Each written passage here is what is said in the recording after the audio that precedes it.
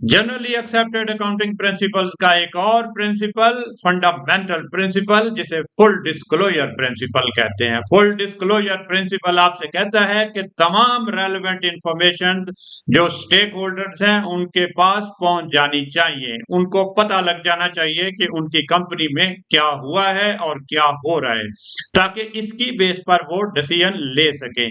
तमाम इंफॉर्मेशन जिनसे कोई डिसीजन इन्फ्लुएंस हो सकता है, उन इंफॉर्मेशन को यकीनी तौर पर स्टेक होल्डर्स को मिलना चाहिए और फाइनेंशियल इंफॉर्मेशन के साथ जानी चाहिए।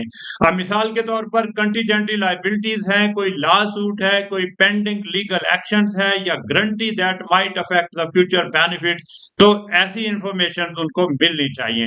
अकाउंटिंग पीरियड की अगर कोई चेंज हुआ है या अकाउंटिंग पॉलिसी अगर चेंज हुई है, तो यकीनी तौर पर उसकी इंफॉर्मेशन भी स्टेक होल्डर्स के पास थ्रू फाइनेंशियल इंफॉर्मेशन जानी चाहिए। सब्सिक्वेंट इवेंट कोई अगर है, यानी कोई मेजर इवेंट है जो फाइनेंशियल डिसीजन पे इन्फ्लुएंस हो सकता है, जैसे आप कह सकते हैं कि कोई फाइनेंशियल स्टेटमेंट आपने इशू की है या बैलेंस शीट का कोई इंफॉर्मेशन पहले इशू की है, तो वो भी उनको मिलनी चाहिए।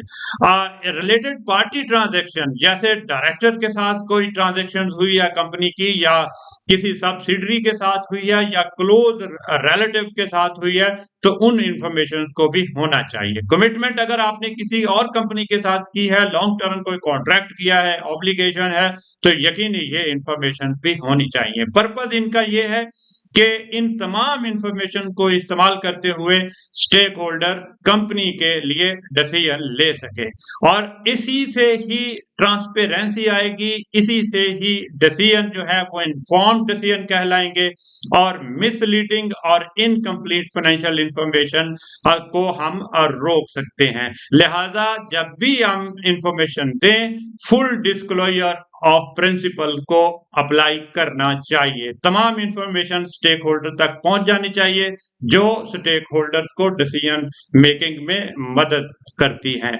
आप देख रहे हैं एजुविजन डॉक्टर सफदर हुसैन ताहिर के साथ। मेरी वीडियो को ज्यादा से ज्यादा शेयर कीजिए, लाइक कीजिए और कमेंट कीजिए। बहुत शुक्रिया।